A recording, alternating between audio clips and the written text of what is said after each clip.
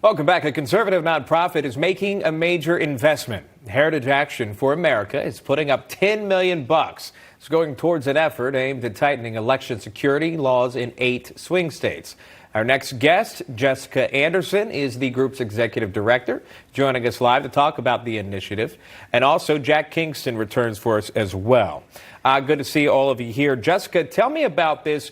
You're investing $10 million. To me, that's a lot of money. What does that money go towards?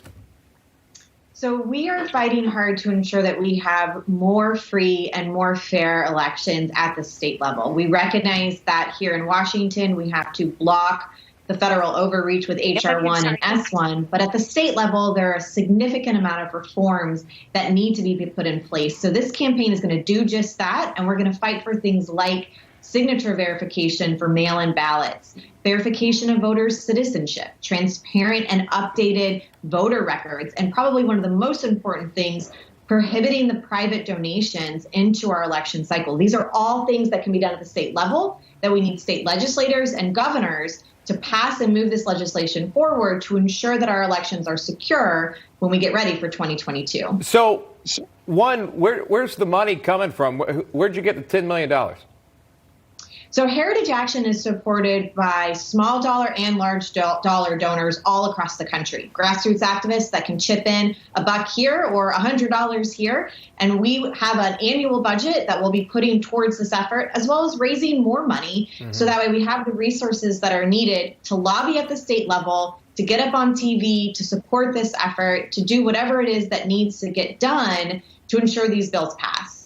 Jack, you know, it's interesting because she talks about H.R. 1 here, and there are issues that a lot of folks have with issues with signature verification, voter ID, et cetera. Your thoughts on that?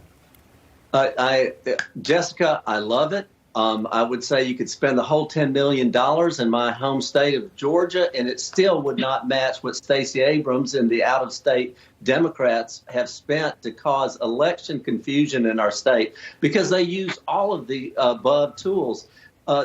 Being unable to purge a voting record from people who've moved out of state, out of town, and who have died, they won't even let you do that. This common sense is nonpartisan and really non-political. It's just common sense, but you're not allowed to do that. The drop-off voting regulations that allow people to harvest votes, then dump them in a mailbox type depository in areas that are highly democratic. You don't see that in a Republican neighborhood. The no excuse absentee ballots, again, underscores the ability to ballot harvest. H.R. 1, I hope it is filibustered in the U.S. Senate. If it's not, the Republican Party will be a permanent minority. I want to point out, Jessica, as you know, that this week in the state of Georgia, the House passed, then the Senate passed voter reform that we think is going to be positive. You know, we want every eligible voter to vote, and we do not want ineligible people to vote. That shouldn't be a controversy, and yet the Democrats have gained it. Let me jump in. Jesse Jane Duff, I'm out of time, but I want to give you 15 seconds to respond.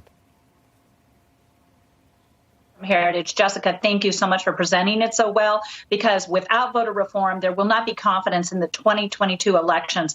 And people who are conservative and Trump supporters need to know that their vote will matter and count. So thank you. All right, I'll leave it right there. Jessica Anderson, thanks so much for your time and coming on the show, taking the time. Panelists, stick around.